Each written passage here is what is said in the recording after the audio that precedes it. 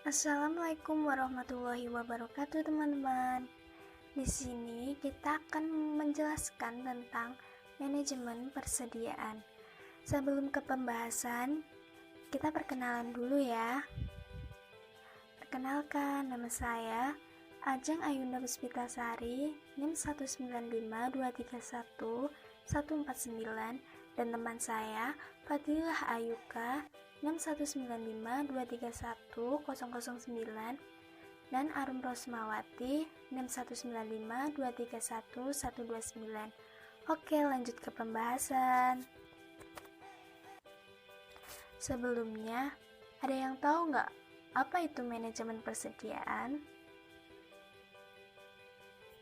Oke, saya jelaskan. Jadi, manajemen persediaan atau inventory manajemen yakni suatu bahan atau barang yang disimpan yang akan digunakan untuk memenuhi tujuan tertentu. Lanjut ke pengertian. Jadi, pengertian manajemen persediaan menurut para ahli, yang pertama, menurut pendapat Warren Reeves, mengatakan bahwa persediaan adalah barang dagang yang disimpan untuk dijual dalam operasi bisnis perusahaan dan bahan yang digunakan dalam proses produksi atau disimpan untuk tujuan itu. Yang kedua ada menurut Freddy Ranguti. Persediaan adalah sebagai berikut. Persediaan merupakan bahan-bahan, bagian yang disediakan, dan bahan-bahan dalam proses yang terdapat dalam perusahaan untuk proses produksi, serta barang-barang jadi atau produk yang disediakan untuk memenuhi permintaan dari konsumen atau pelanggan setiap waktu. Setelah pengertian, kita lanjut ke tujuan ya. Jadi, tujuan manajemen persediaan yang pertama, memastikan adanya suatu persediaan melalui safety stock. Yang kedua, memberikan waktu luang untuk sebuah pengelolaan produksi dan pembelian. Yang ketiga, mengantisipasi suatu perubahan permintaan dan penawaran. Yang keempat, menghilangkan atau mengurangi suatu risiko keterlambatan pengiriman bahan. Setelah tujuan, ada juga manfaat dari manajemen persediaan. Yang pertama, persediaan yang tepat. Yang kedua, mengatur perputaran. Yang ketiga, memastikan produk selalu tersedia. Yang keempat, perencanaan yang akurat. Kelima, optimalisasi pengaturan gudang. Yang keenam, pelacakan inventaris. Dan yang terakhir, menghemat waktu dan biaya. Apa sih fungsi manajemen persediaan? Nah, di sini saya akan menjelaskan ada 4 fungsi manajemen persediaan. Yang pertama, memperoleh diskon daripada pemesanan dalam jumlah yang banyak. Sedangkan yang kedua, mengantisipasi adanya pesanan barang atau bahan baku yang tidak sesuai dengan apa yang diperlukan. Sedangkan yang ketiga, pesanan barang ke supplier dan barang yang datang atau diterima harus selalu diperhatikan dengan secara baik.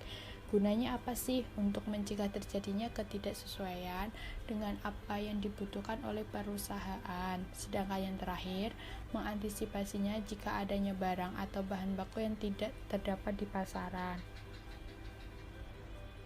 Nah, di sini juga ada jenis manajemen persediaan. Yang pertama, bahan baku atau barang mentah. Sedangkan yang kedua, barang dalam proses atau barang setengah jadi. Nah, yang ketiga, barang jadi. Yang terakhir, barang supply. Di sini saya akan menjelaskan satu persatu. Yang pertama, bahan baku atau barang mentah, yaitu salah satu jenis persediaan. Yang pertama, bahan baku merupakan bahan yang wajib dan harus ada, karena tanpa adanya bahan baku maka barang jadi tidak akan selesai dibuat. Nah, manajemen persediaan itu juga harus memastikan adanya stok bahan baku untuk proses produksi. Sedangkan jenis manajemen persediaan yang kedua yaitu barang dalam proses atau barang setengah jadi. Nah, yakni perusahaan yang akan mengirimkan suatu barang setengah jadi atau barang dalam proses ini ke pabrik yang lainnya untuk dapat dilanjutkan menjadi barang jadi. Nah, manajemen persediaan ini juga memperhitungkan seberapa besar barang dalam proses ini diteruskan supaya bisa memenuhi permintaan pasar dan sesuai jadwal produksi tersebut. Jenis manajemen persediaan yang ketiga yaitu barang jadi, yakni agar sebuah perusahaan memperoleh keuntungan yang secara maksimal, maka pengaturan persediaan barang perlu dilakukan secara yang matang dan berdasarkan kondisi pasar internal maupun eksternal. Nah, setelah itu, barang jadi ini maka perlu dikirim kepada pihak ketiga atau agen-agen yang sudah terdaftar. Dan untuk yang terakhir dari jenis manajemen persediaan yaitu barang supply. Jadi seseorang yang bertugas untuk dapat mengatur persediaan tentunya harus pandai untuk mengelola semua persediaan yang digunakan untuk produksi maupun yang tidak. Semisal kita melihat dari sisi permintaan, maka manajemen persediaan itu dibagi menjadi dua. Yang pertama barang mentah dan barang setengah jadi. Nah, barang mentah ini tergantung oleh sebuah proses produksi bukan karena adanya permintaan pasar. Sedangkan yang kedua barang jadi. Nah, barang jadi ini dapat ditentukan oleh permintaan pasar. Sedangkan ilmu pengetahuan manajemen persediaan tak hanya untuk mengelola beberapa persediaan saja, tentunya barang cacat atau tidak lolos SOP, suku cadang, dan memo persediaan. Nah, di sini juga ada pertimbangan biaya manajemen persediaan.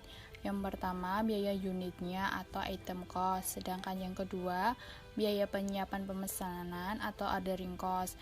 Nah, untuk ordering cost ini terdapat beberapa, di antaranya sebagai berikut. Yang pertama, biaya pembelian, yang kedua, biaya ekspedisi, yang ketiga, biaya transportasi, yang keempat, biaya penerimaan, yang kelima, kalau produk diproduksi ini dibuat sendiri, maka terdapat biaya penyiapan, seperti halnya untuk biaya menyiapkan perlengkapan dan peralatan. Yang keenam, biaya pengelolaan persediaan. Yang ketujuh, biaya modal sebesar peluang yang akan bisa hilang jika persediaan itu akan dipakai untuk investasi. Yang kedelapan, biaya gudang, asuransi, dan pajak. Nah, biaya resiko ini pada kerusakan dan kehilangan. Yang terakhir, biaya karena kehabisan persediaan. Nah, di sini juga ada pendekatan manajemen persediaan. Yang pertama, Economic Order Quantity atau EOQ.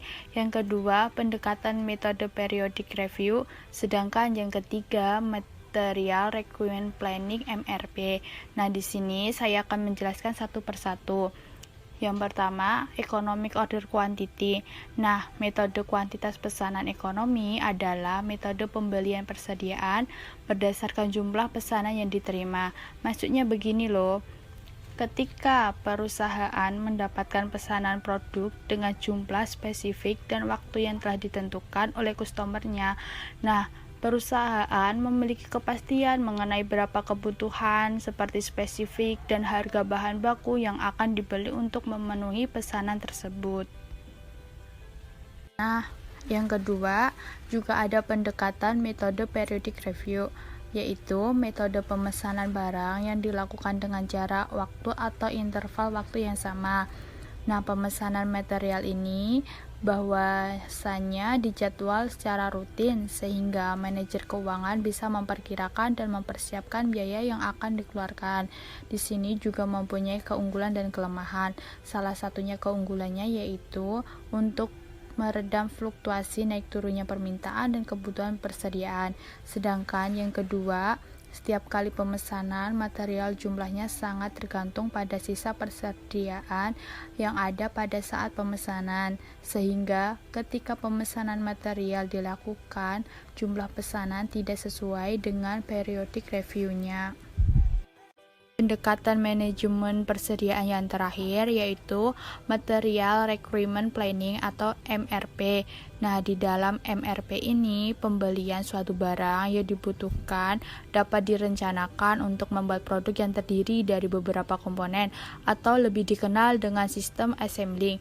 Nah, tujuannya untuk dapat menjamin tersedianya material, item, komponen dalam produksi serta produk jadi. Nah, tujuan keduanya untuk bisa menjaga tingkat persediaan seminim mungkin, serta untuk merencanakan suatu kegiatan dalam pengiriman, penjadwalan, dan pembelian material tersebut. Nah, selanjutnya ada faktor yang mempengaruhi manajemen persediaan. Yang pertama ada jumlah dana yang tersedia, yaitu suatu ketersediaan dana yang dimiliki sangat berpengaruh terhadap prioritas pembelian persediaan. Item apa yang urgen untuk bisa dibeli dan item apa yang masih bisa ditunda. Yang kedua ada lead time, yaitu waktu tunggu barang yang dipesan sampai barang diterima. Yang ketiga, frekuensi penggunaan adalah semakin sering digunakan akan semakin kecil persediaan yang tersedia. Yang terakhir, daya tahan persediaan, yaitu persediaan yang memiliki daya tahan yang lemah seperti buah, daging, dan barang sejenis harus segera cepat dikeluarkan atau dijual atau juga digunakan. Berikutnya ada model Economic Order Quantity. Model ini dapat membantu perusahaan dalam menghitung biaya persediaan yang paling ekonomis. EOQ akan dapat menjawab pertanyaan terkait beberapa banyak kualitas bahan baku yang harus dipesan dan beberapa biayanya yang paling ekonomis atau murah. Perusahaan manufaktur yang umumnya memperhitungkan 4 macam persediaan, yaitu persediaan bahan baku, barang dalam proses, dan persediaan barang jadi harus dihitung tingkat perputarannya atau turnover-nya. Tujuannya adalah untuk pengendalian. Nah, di sini ada teknik penghitungan perputaran bahan sebagai berikut. Bisa dilihat ya. Nah, berikut ini ada gambar kurva hasil perhitungan EOQ diperoleh jumlah pesanan yang ekonomis. Bisa dilihat ya gambar kurvanya.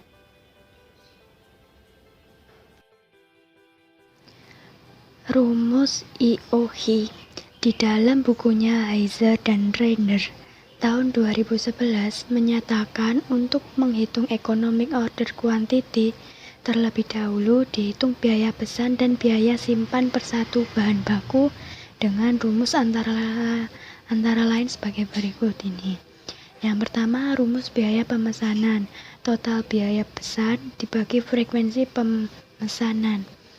Kemudian yang kedua, rumus biaya penyimpanan. Total biaya simpan dibagi total kebutuhan bahan baku.